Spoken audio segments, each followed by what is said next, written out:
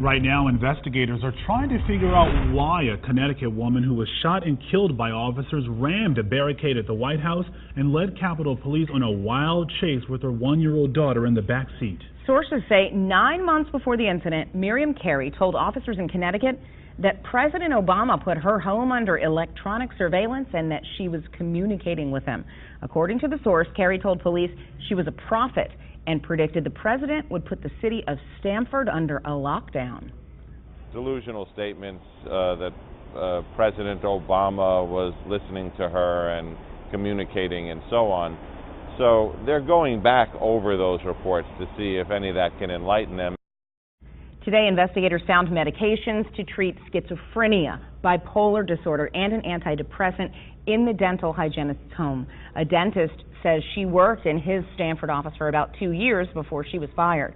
Friends tell sources Carey fell and hit her head last year, and that after that, her behavior changed. Well, after seeing this video of police drawing guns on Carey's car and hearing the gunshots go off, many of you have asked, was there another option? Did police have to shoot and kill the Connecticut mother? CBS 6's Shelby Brown took your questions and that video to a veteran law enforcement officer to find out how officers are trained to handle these types of incidents. Shelby? Well, Julie and Lorenzo, there's really no shortage of opinions about how people think police handled things yesterday at the U.S. Capitol. On our Facebook page and all across the internet today, discussions about the chase and the fatal shooting have certainly stirred up quite a bit of emotion. It's the police chase and shooting video that's captivating much of the nation. A bizarre encounter that initially starts when a woman speeds into a driveway leading to the White House, driving over a set of lowered barricades, then hitting a Secret Service agent while leaving the scene. That's what prompted a high-speed chase to the U.S. Capitol, and eventually gunshots ring out. The woman is hit and killed. Emotions are running high online about how it all unfolded, many questioning if police had to shoot the driver. We watched this video with Steve Neal, a veteran of law enforcement with more than 2 decades of experience. They surrounded the car, and then she backed up very rapidly at that point, which is when she struck the officer, and then she fled the scene very rapidly. So, as we were mentioning earlier, this is when the lives of everybody who's in the area becomes at risk. Some CBS 6 viewers raised questions about the force used by police who shot the woman.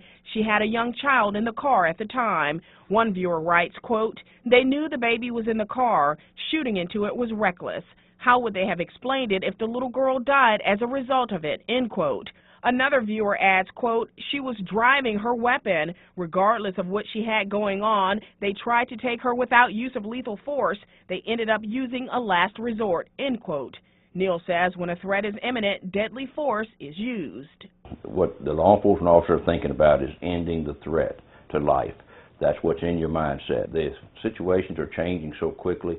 The officers literally have only fractions of a second, one, to process what they see, and two, to make a decision as to how they're going to act. Steve Neal says while the case is stirring up strong emotions on both sides, he says it is best to wait until all of the facts come out before making any kind of judgment call. Julie and Lorenzo? Thank you,